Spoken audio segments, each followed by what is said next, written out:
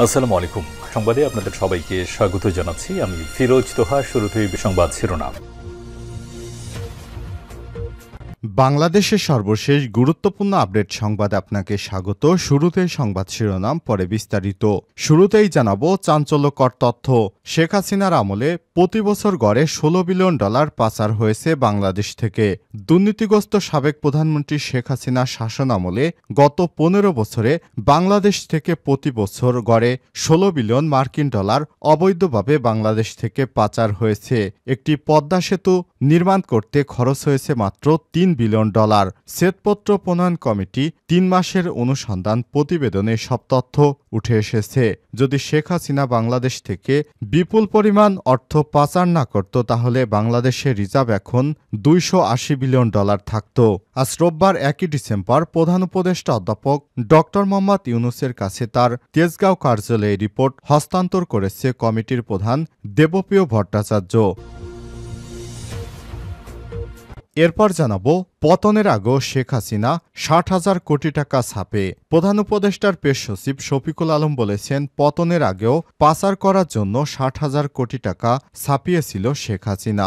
আজ রোববার 1 December foreign service একাডেমিতে সমসাময়িক বিষয় নিয়ে আয়োজিত ব্রিফিংয়ে এসব কথা বলেছেন প্রেস সচিব। এদিকে 100 সনাতনী পরিবার যোগ দিল ভিপি নূরের গণ অধিকার পরিষদে। পটুয়াখালী শহরের 100 সনাতনী পরিবার গণ অধিকার পরিষদে যোগ দিয়েছে। এ সময় তারা গণ অধিকার পরিষদের সভাপতি ও ডাকসুর সাবেক ভিপি নুরুল হক নূরকে ফুলের শুভেচ্ছা জানান। জানিয়ে দিব, মগবাজারে ট্রেনের ধাক্কায় দুমড়ে মুচড়ে গেল প্রাইভেট কার। রাজধানীর মগবাজারে রেলগেট এলাকায় ট্রেনের ধাক্কায় একটি প্রাইভেট কার দুমড়ে মুচড়ে গেছে। এই ঘটনায় 2 জন আহত হয়েছে বলে জানা গেছে। আজ রোববার 1 ডিসেম্বর রাতে এই ট্রেনের দুর্ঘটনাটি ঘটে। এবারে জানাবো, নভেম্বরে রেমিটেন্স এসেছে $219.95 কোটি। নভেম্বর মাসে $219.95 কোটি রেমিটেন্স এসেছে। এ হিসেবে প্রতিদিন গড়ে দেশে এসেছে $7.33 কোটি রেমিটেন্স। আজ বাংলাদেশ ব্যাংকের হালনাগাদ প্রতিবেদন থেকে সব তথ্য জানা গেছে। এতে বলা হয়েছে, গত নভেম্বর মাসে দেশে $219.10 রেমিটেন্স এসেছে, আর অক্টোবরে এসেছিল $239.51 সেই হিসেবে চলতি মাসে কমেছে রেমিটেন্স প্রবাহ। এবং সর্বশেষ জানাবো, আন্দোলনে আহতদের খোঁজ নিলেন আইজিপি। বৈষম্যবিরোধী ছাত্র জনতার অভ্যুত্থানে আহতদের দেখতে জাতীয় অর্থোপেডিক হাসপাতাল ও পুনর্বাসন প্রতিষ্ঠান নিটোর পরিদর্শন করেছেন পুলিশের আইজিপি বাহারুল আলম বিপিএম। আজ বিকেলে বৈষম্যবিরোধী ছাত্র আন্দোলনে আহতদের দেখতে জাতীয় অর্থোপেডিক হাসপাতালে ও নিটোতে যান তিনি। উল্লেখ্য, বাহারুল আলম নতুন করে আইজিপি হিসেবে দায়িত্ব পেয়েছেন। প্রিয় দর্শক, এতক্ষণ শুনছিলেন সংবাদ শিরোনাম, এবারে বিস্তারিত। তবে তার আগে বন্ধুরা, অনুরোধ থাকবে এই সংবাদটিতে একটি লাইক দিন। এই চ্যানেলে আপনি নতুন হয়ে থাকলে আমাদের সংবাদটি দেখতে দেখতে চ্যানেলটি সাবস্ক্রাইব করে রাখুন, যাতে করে বন্ধুরা আমাদের পরবর্তী লেটেস্ট আপডেট সংবাদগুলো সবার আগে আপনার কাছে পৌঁছে যায়। আর বন্ধুরা, কমেন্ট করে আপনার মূল্যবান মতামত জানিয়ে দিন আপনি বিশ্বের কোন দেশ থেকে বা বাংলাদেশের কোন স্থান থেকে আমাদের সংবাদটি দেখছেন এবং শুনছেন। এবারে বিস্তারিত। হাসিনার শাসনামলে প্রতি বছর গড়ে $16 বিলিয়ন পাচার হয়েছে। দুর্নীতিগ্রস্ত সাবেক প্রধানমন্ত্রী শেখ হাসিনার শাসনামলে গত 15 বছরে বাংলাদেশ থেকে প্রতি বছর গড়ে $16 বিলিয়ন অবৈধভাবে বাংলাদেশ থেকে পাচার হয়েছে। শ্বেতপত্র প্রণয়নে গঠিত কমিটি 3 মাসের অনুসন্ধানে সব তথ্য উঠে এসেছে। এই হিসেবে শেখ হাসিনা বিগত 17 বছর ক্ষমতায় ছিল। যদি 15 বছরের হিসাবও করা যায়, তাহলে এখন বাংলাদেশে রিজার্ভ থাকত $280 বিলিয়ন। তবে বর্তমান বাংলাদেশের রিজার্ভ মাত্র $20 বিলিয়ন। রোববার 1 ডিসেম্বর প্রধান উপদেষ্টা অধ্যাপক ডক্টর মোহাম্মদ ইউনূসের কাছে তার তেজগাঁও কার্যালয়ে এই রিপোর্ট হস্তান্তর করেছে কমিটি প্রধান দেবপ্রিয় ভট্টাচার্য। কমিটিতে জানানো হয়, শেখ হাসিনার শাসনামলে দুর্নীতি, লুণ্ঠন, ভয়ঙ্কর রকমের আর্থিক কারচুপির যে চিত্র রিপোর্টে পাওয়া গেছে তা আতঙ্কিত হওয়ার মতো। প্রধান উপদেষ্টা অধ্যাপক ডক্টর মোহাম্মদ মোহাম্মদ ইউনূস এই যুগান্তকারী কাজের জন্য কমিটিকে ধন্যবাদ জানিয়ে বলেছেন, এটি চূড়ান্ত হওয়ার পর জনসাধারণের জন্য প্রকাশ করা উচিত এবং স্কুল কলেজ ও বিশ্ববিদ্যালয় পাঠ্যপুস্তকে অন্তর্ভুক্ত করে শিক্ষার্থীদের পড়ানো উচিত। তিনি বলেন, এটি একটি ঐতিহাসিক দলিল। জুলাই আগস্টে গণ অভ্যুত্থানের পর অর্থনীতিকে যে ভঙ্গুর দশায় আমরা পেয়েছি তা এই রিপোর্টে উঠে এসেছে। জাতি এই নথি থেকে উপকৃত হবে।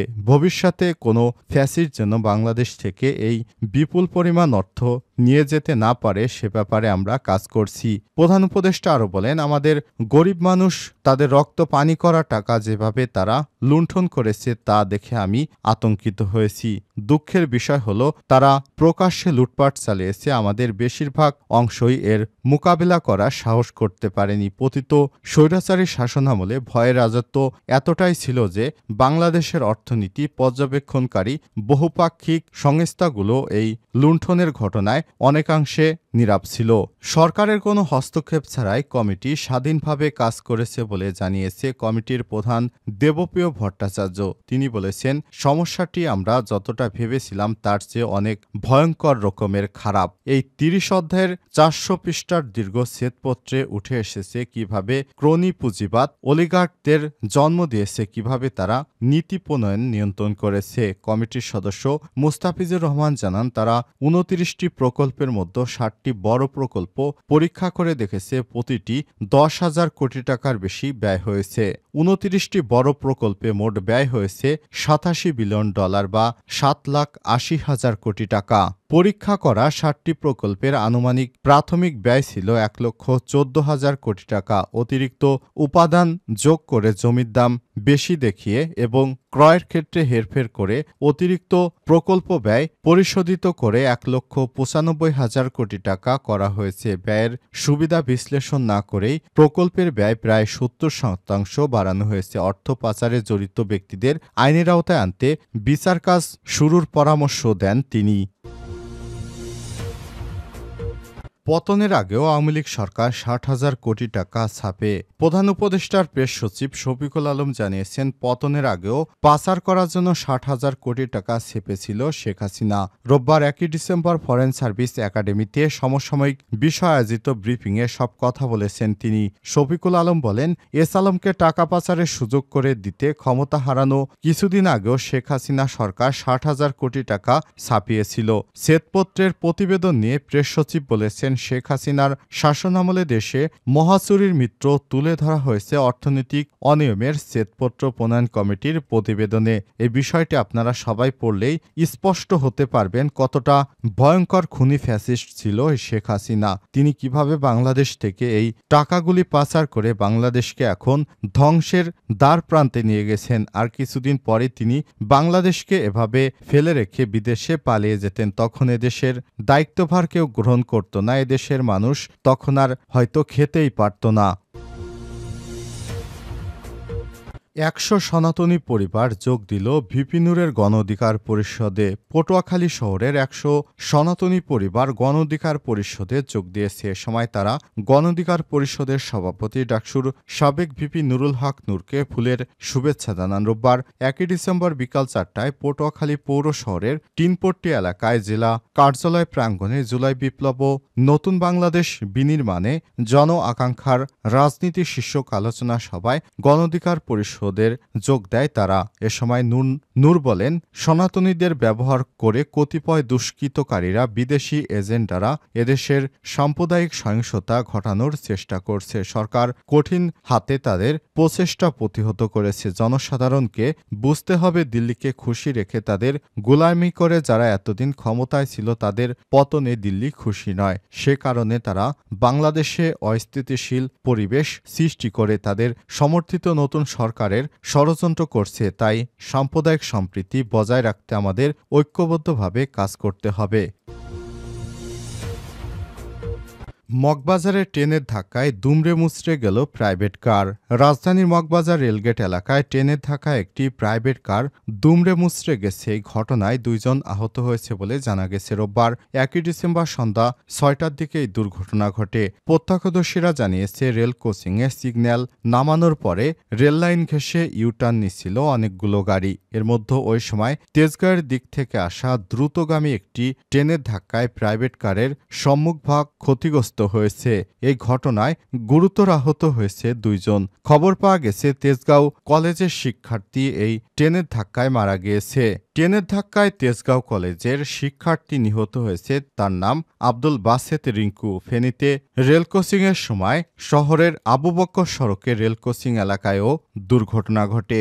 নিহত আব্দুল বাসেত রিঙ্কু গাজী আব্দুল খালেকের ছেলে এবং ঢাকা তেজগাঁও কলেজে স্নাতক শ্রেণীর শিক্ষার্থী ছিলেন তিনি।